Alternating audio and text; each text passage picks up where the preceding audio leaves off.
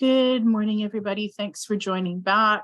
We're going to go ahead and two more people are joining. So we're going to go ahead and continue. I'm just going to share my screen and we're going to go back to our Vata dosha. If you are not muted, please make sure you mute yourself. And you can type your questions into the chat, and then I will take a look at them after, or just hold them for when we have the next break, when this particular session finishes. Give me 1 second here. Let me move this over a bit. Okay. So we're going to go from now, which is 11:20, to 12:30, which is when we'll break for lunch. So yesterday we were talking about the Vata dosha. We talked about the qualities that people who have Vata, who are predominantly Vata dosha, what they look like, what their personalities tend to be like, and then we talked about what aggravates the Vata dosha. Today we're going to start off with, well, how do we bring it back into balance? Because God knows you don't want to stay unbalanced for the entire time. So how to bring your Vata dosha back in. Water everywhere. And we were just, before I hit record, we were just talking about lemon water and hot water. Warm water in general, warm to hot, is very pacifying for the body because it doesn't require extra energy for the body to heat it. Always remember that the inside of your body is a minimum of 36 degrees Celsius. So when you pour anything or eat anything cold into your system, you're now asking the body to stop what it's doing, or not necessarily stop, but draw energy away from healing and come and heat up this substance so that the body can use it in the way that it needs to. When we get to the food timing and food combining section of the day, we'll talk more about why we shouldn't have why we shouldn't have cold foods and cold liquids. But if we're going to have cold foods or cold liquids, how do we do it wisely?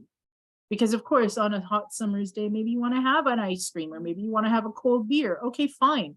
Ayurveda is not saying don't do it, but there is a time for everything.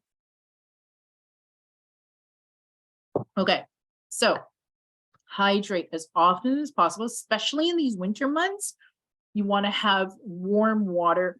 The coldest your water should be on most days is room temperature. And it doesn't have to be plain water. Lemon water, any kind of tutti frutti tea like hibiscus tea is excellent. Peppermint after dinner is very good. Not lavender, chamomile is also good. I've given you in the resource section, I've given you two of my best teas, the turmeric tea and the bloatbuster tea. Those are also excellent. You can also infuse your waters with fruits or vegetables or herbs and spices. For example, for reducing inflammation in the body, especially joint pain, you can infuse your water with pineapple and ginger. You can, for memory and cognition, you can infuse your water with thyme and rosemary, or just rosemary by itself. If you have a cold or congestion, or somebody else in the house has a cold and congestion, and you want to try to stave off getting it, you can infuse your water with ginger and clove, or you can hang eucalyptus in your shower. And if you hang eucalyptus or rosemary in your shower and then let the water run and the hot air build up a little bit in the shower, and then you just breathe it in, it's so good for you. Or you can add a drop, if you do essential oils, you can add a drop of eucalyptus oil or oil of oregano into your water, and you can drink that. It's really important too, if you are going to infuse your waters, so if you take a look at my cup, you can see it, I've got some lemon in there. As I said before the break, just before I hit record, it should only have one piece of lemon in there, but I just didn't take out the two pieces from yesterday. But it usually only has one piece of lemon. When you infuse your water with some kind of herb or spice or vegetable or fruit, you want to make sure that you smell it. Take a second to first inhale the sense of it, because it will not only bring alertness to your brain depending on what you're using, but it also aids with digestion, in that your brain will pick up on the scent and send a message down through the vagus nerve to your gut and say, hey, dude, Kieran is drinking lemon water. If in case she decides to eat that lemon, just be prepared for some stomach acids to be able to break down whatever food she's going to eat. So you can also inhale whatever just take a whiff of whatever you're drinking. So also self-abhyanga is so good in the winter months, but especially for Vata dosha, but for everybody in the winter months, for doing an Ayurvedic self-abhyanga or self-massage. Whenever you're going to do a self-massage, remember that you want to be very gentle on the skin. Very, very gentle, because the cells that you're trying to activate in the nerves, they're right under the skin layer. So don't, be pressing hard on your skin. You want to use your oils, always warm them up and then rub them between your hands so they get the 5 elements going. And then always rub gently towards your heart. So when you're doing your feet and your legs, you're rubbing up towards your heart, from your head down and towards your heart, and then your arms up towards your heart. And that's a really, really great way to add more hydration to your body, but especially if you're Vata dosha imbalanced. Sesame oil or avocado oil, obviously, but also amla oil is excellent for everybody. I mentioned amla oil yesterday. You leave it on for the 15 minutes and then you wash it off. Or what you could do is do your sesame oil before your bath, your shower, leave it on the 15 minutes, do your shower, and then when you come out of the shower, while your skin is still a little damp, massage or rub in the amla oil. So that will stay in your body all day long. Remember that your skin is the largest organ of the body. And then what foods to eat. So there's actually a really long list of foods for each dosha to help balance it. I didn't want to include every single item, but just to give you an idea. So for the Vata dosha, you want to stay away, as they say, from dry, cold, raw foods. You want to have sweet foods. And by sweet, I mean things like tomatoes, potatoes, sweet potatoes, root vegetables, bell peppers, dates, naturally sweet foods, carrots, zucchini, these kind of things. And then you want to try to have them in more of a soup or stew kind of porridge application. Or that doesn't mean, for example, that you can't have cauliflower. Cauliflower is one of the most anti-inflammatory foods in the world, but you don't want to have raw cauliflower. You want to apply your cauliflower into like a soup or a stew or some kind of food application where there's more oil and fat in the dish. So like a whole roasted cauliflower, which is what I taught another class to do yesterday. I did a cooking class yesterday for a different group, and we did whole roasted cauliflower, and it's absolutely beautiful. You cover your cauliflower with a little bit of oil and herbs and spices, and you bake it in the oven for an hour. When it comes out, it's like chicken falling off a bone. It just falls apart, and it's soft and juicy and really, really tasty and full of all the herbs that you want for your Vata dosha imbalance. As you see in point 1, 2, 3, 4, point 4, last sentence says also cook with ghee. You want, whenever you're buying ghee, make sure don't go buy those expensive brands that you see in Whole Foods and so on. They're just trying to make money on your head. Go to the international section in your grocery, or go to an Indian grocery and buy it for $7 at most. You always want to make sure that it says Desi ghee, Desi, D-E-S-I, because you can get there are two kinds of ghee. There's vegetable and there's Desi. You want, unless you're an ethical vegan, you want to get the Desi ghee. It is made from cow's milk, but it is the purified version. So all of the impurities that are actually harmful in North American style dairy are not in the ghee. So you can take 1 teaspoon of that every day. It really helps with as they say, psoriasis, it helps with any dermatological problem, but it also helps to hydrate the tissues. It gets down to the cellular level. And so it's really very, very good. And then remember yesterday we talked about routine, how essential it is to have a routine, especially if you have a Vata dosha imbalance. We talked about gentle exercises, yoga, Tai Chi, swimming. Think fluidity of movement. And meditation is so important. And why is it important? Because remember yesterday we were talking about how Vata dosha people tend to have scattered thoughts. They tend to be quite overwhelmed and suffer from anxiety more so than people like me, for example, who are Kapha dosha. So by doing meditation, or if the word meditation scares you, you can use words like quiet time, just sitting down and focusing on your breath helps to calm the mind, especially for somebody with a Vata dosha imbalance.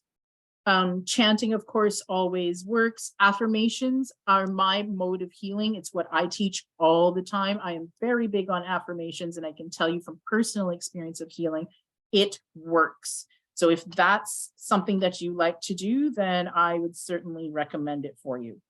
Okay. So let's move on to, which dosha did I skip here? Let's go to the Kapha dosha. Give me 1 sec to get my Kapha notes. Okay. So that's people like me. Big eyes, big bones, big in general.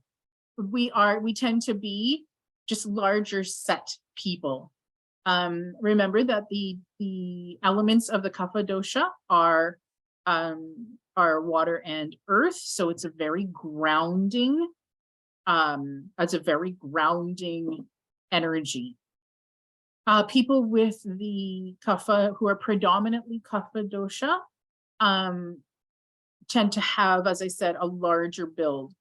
The main areas of this dosha are the chest, the lungs, the stomach, your joints, and frontal cavities, as they say.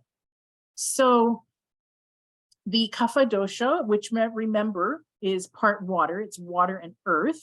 So you'll remember wherever water is necessary in the body is where Kapha dosha is going to be the ruling house, so to speak. When Kapha dosha people are more passive as compared to Vata dosha. If their energy is out of balance, then they're going to be lazy and lethargic and slow to do anything. Kapha dosha people are it's easy for them to put on weight as well. Their temperature tends to run a little bit more high. I was telling you yesterday, for example, about my husband, who I think is a Kapha dosha.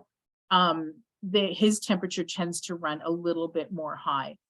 And we tend to be just larger build people with, broad shoulders, not necessarily tall, but a good stance. And yes, being overweight, Kapha dosha, of all three doshas, people of Kapha dosha nature struggle with their weight the most.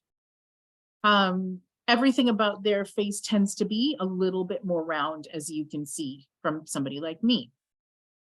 And what else? What am I missing here? And yes, our skin, luckily, unlike Vata dosha people who tend to have dry skin, people with Kapha dosha tend to have very moist, clear skin, even to the point of having an oily scalp to that point. Usually it's just a well-moisturized scalp, but sometimes it could get to the point, if your dosha is going a little out of balance, then it could be oily scalp. But having clear, smooth, moist skin is definitely a blessing for the Kapha dosha people. Their personality, graceful, gentle, loving, loyal, and steady. That grounding nature of Kapha dosha also gives them a steady, peaceful kind of personality. A steady, by grounding, I mean stable. Kapha dosha people don't generally become overwhelmed. They are less likely to have long bouts of anxiety. They're usually able to deal better with stresses than some of the other doshas. High cholesterol and obesity and diabetes are a big problem for people with kapha dosha predominance. Let's move on to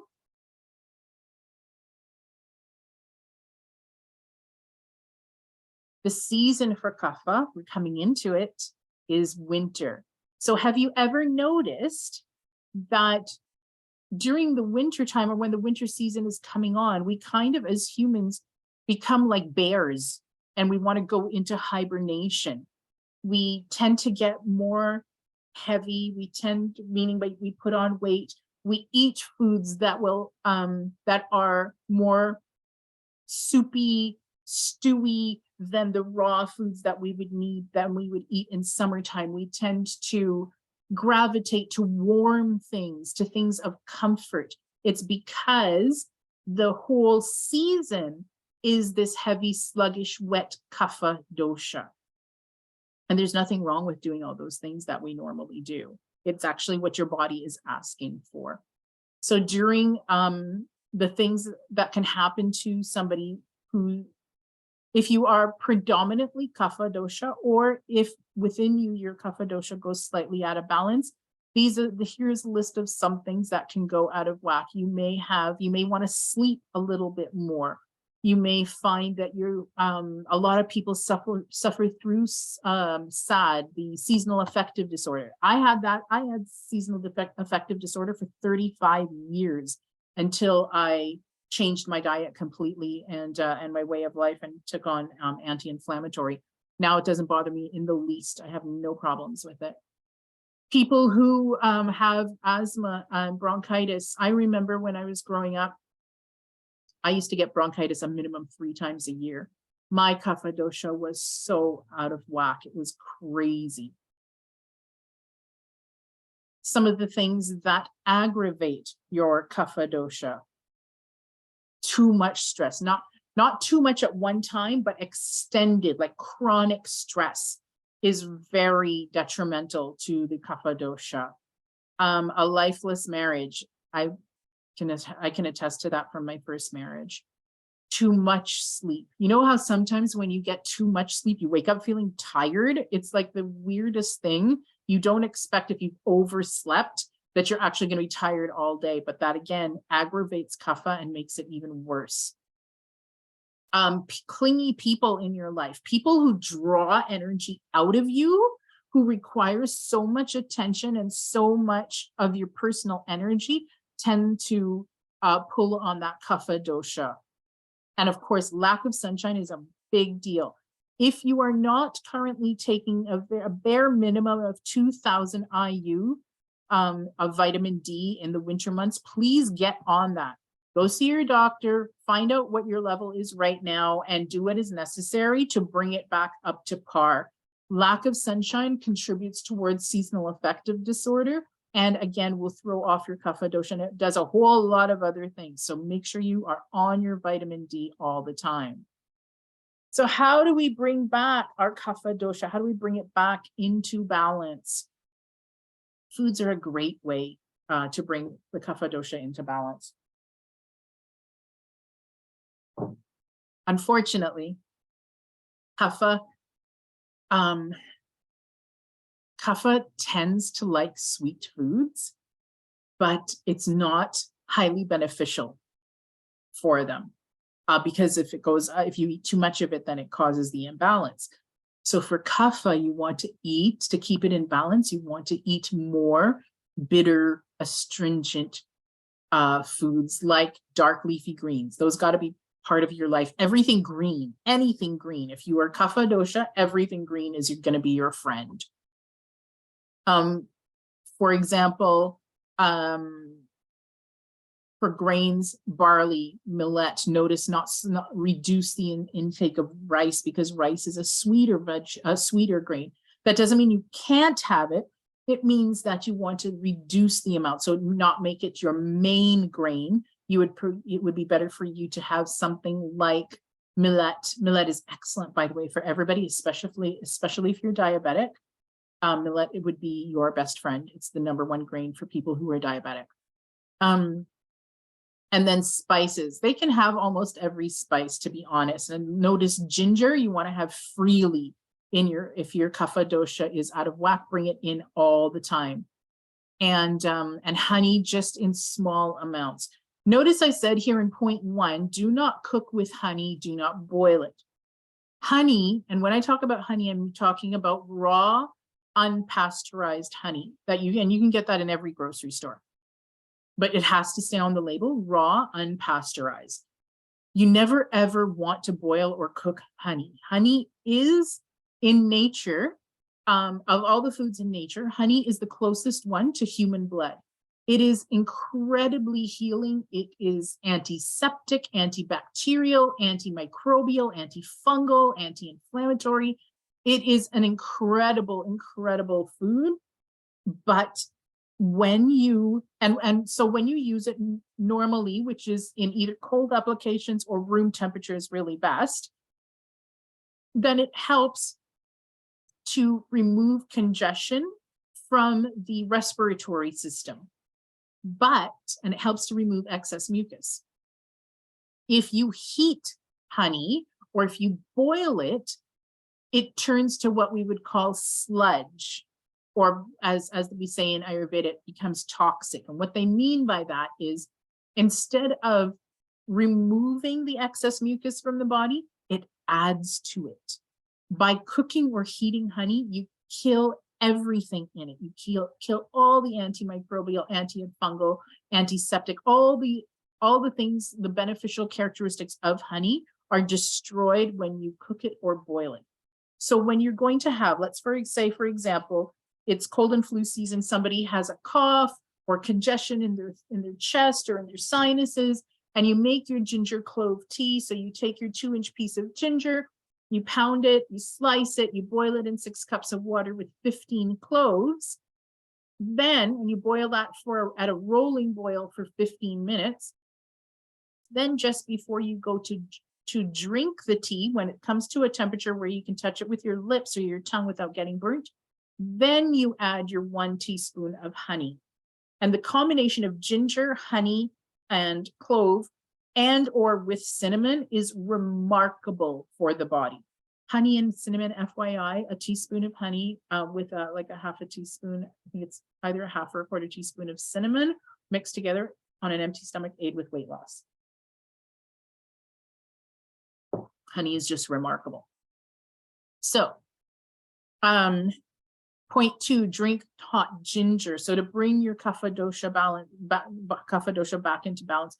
By the way, I just taught you how to make khichdi. Khichdi is a tri-doshic food, meaning that it helps to balance all the doshas.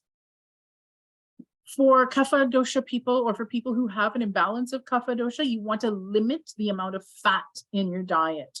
You want to limit the amount of oil. You always want to use only olive oil or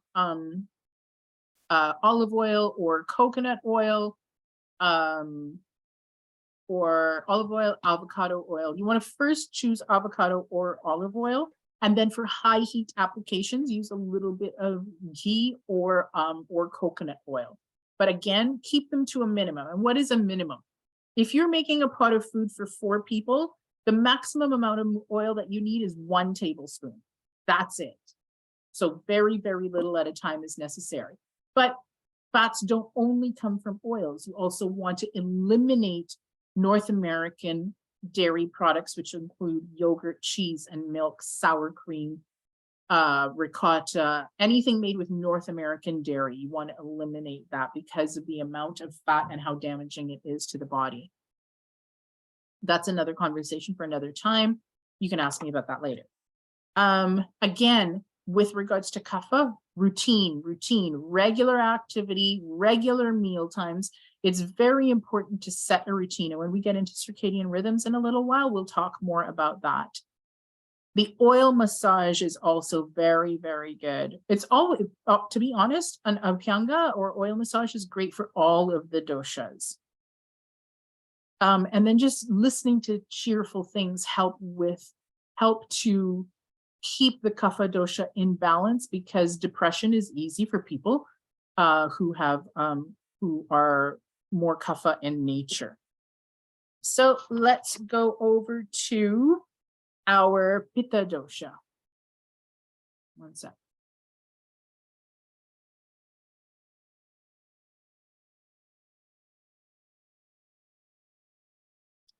One second. For whatever reason, my notes seem to be out of order here, which is odd because that's not how they were written. Just bear with me one sec. Let me just see if it's, no. Okay.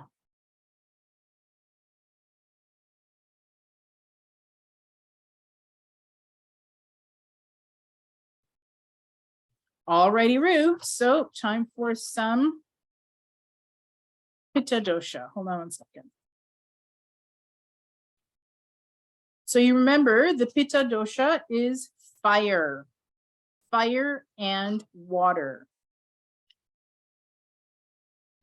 So people who are more pitta dosha balanced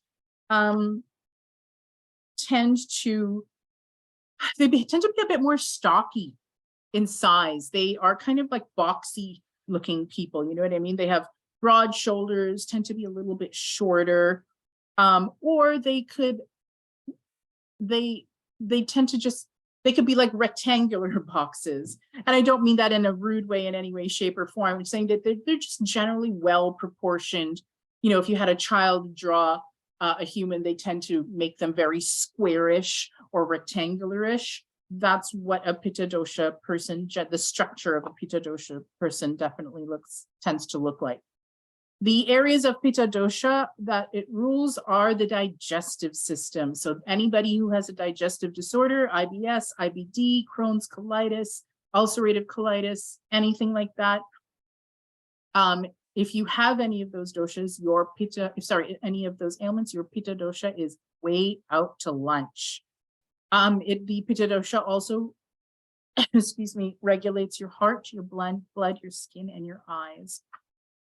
The pitta dosha people tend to be medium in size, like I said, with a good solid build. They're neither frail looking like vata dosha, nor big build people like kapha dosha. They're like that happy Goldilocks in between.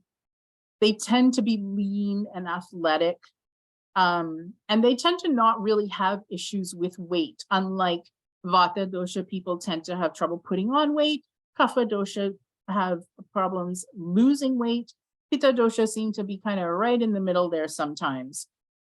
They tend to have a heart-shaped face, and they have more of their features are a little bit more highlighted, like their cheekbones might be a little higher, their nose might be a little bit more pointy. They have slightly smaller eyes than somebody like me who's vata dosha. They have slightly oily skin. They tend to be a little reddish in color, even if they're brown. It's a red brown rather than a yellow brown, or like a red white, kind of like more Mediterranean.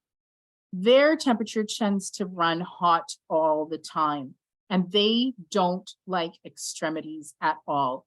They don't like too much cold or too much hot, especially with the hot. They don't do well in the summertime.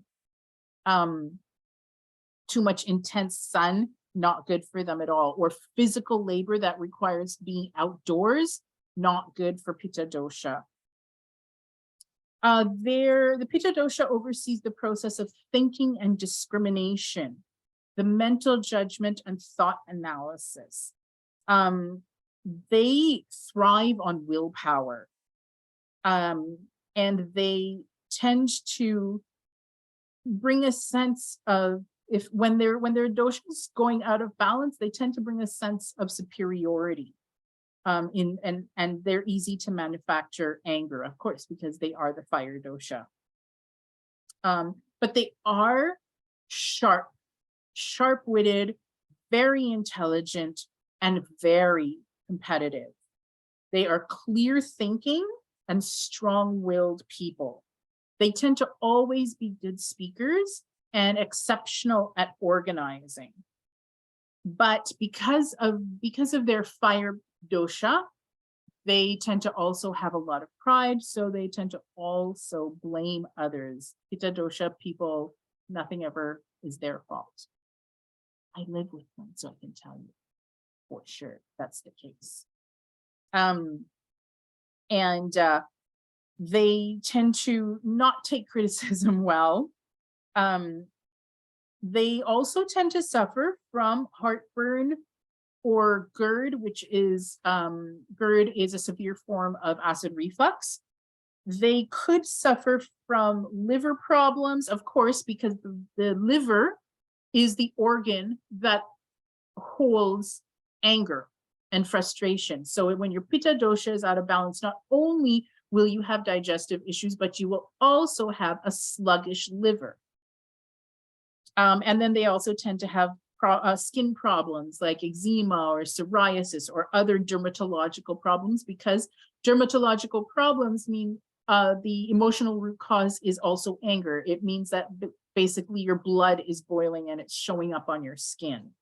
So how can we, what is the season for the pitta dosha? The season, of course, is summer, the hot time of year, and it's not good for pitta dosha. So here's some of the symptoms of an imbalanced pitta dosha. As I said, you can see right here, SIBO, GERD, IBS, ulcerative IBD, ulcerative colitis, UTIs, anything ending with an itis in the word is a pitta dosha imbalance. Any kind of heat in the body, migraines, hemorrhoids, hypertension, all of this is related to a pitta dosha imbalance. And of course, everything related to your liver. Some of the things that aggravate your pitta dosha. Ongoing intense stress. Do you notice a trend for vata, pitta, and kapha? Chronic stress, and which encompasses every person on the planet. Chronic stress is a real problem. It aggravates all of the doshas. Stressing yourself too much at work, taking on too much mentally will aggravate the pitta dosha. Not getting enough exercise is not good for any of the doshas, but especially not for pitta because of that fire energy within them. Anything that is too competitive, too stimulating for them will throw them completely off. And lack of sleep for sure, which is bad for all of the doshas.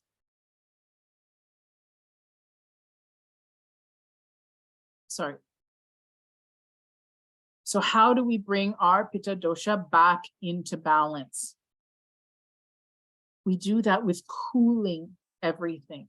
So in Ayurveda, when your dosha is out of balance, you want to do the opposite. You want to, if you have a pitta dosha imbalance and it's a fire element, then you want to do the things that are going to cool it down, bring down that heat.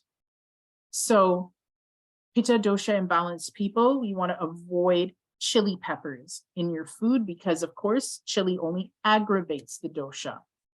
So you want to have more sweet foods instead. So remember just now we talked about the kapha dosha and how kapha people tend to want the sweet taste, but it's not good for their dosha, it throws them off, so they have to have the bitter foods. Whereas pitta dosha, the way to cool that heat is with sweeter foods, squashes, melons, berries, mangoes are wonderful, ghee, excellent, coconut oil. Try to limit the hot, spicy foods. And by spicy, I mean chilies as well. Not only chilies, but like, for example, ginger is a heating food. It's great for inflammation, but if your pitta dosha is out of balance, you want to limit the amount that you use. That doesn't mean to stay away, it means limit. So instead of having, let's say, instead of putting your ginger in your stir fry, you can infuse a little bit of ginger into your water so you don't get the full blast of the ginger. For calming your pitta dosha, you want to cool down your environment by staying out of the heat. You want to, instead of doing forest bathing during the day, you want to do moonwalks or moon bathing at night. That will really help. And as always, there's always an abhyanga or a self-massage. Shirodhara will be really good for Pitta dosha. That's when the oils are dripped onto, specific oils are dripped onto your forehead, because it will help to cool the heat in your head.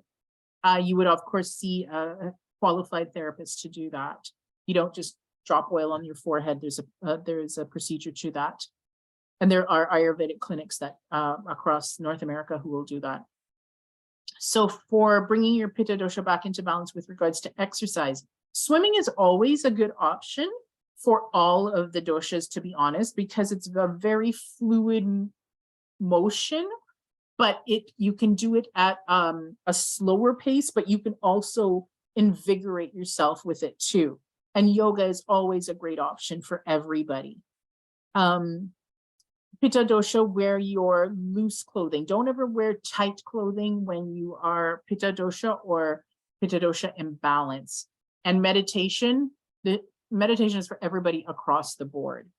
So those are the qualities of the Pitta dosha.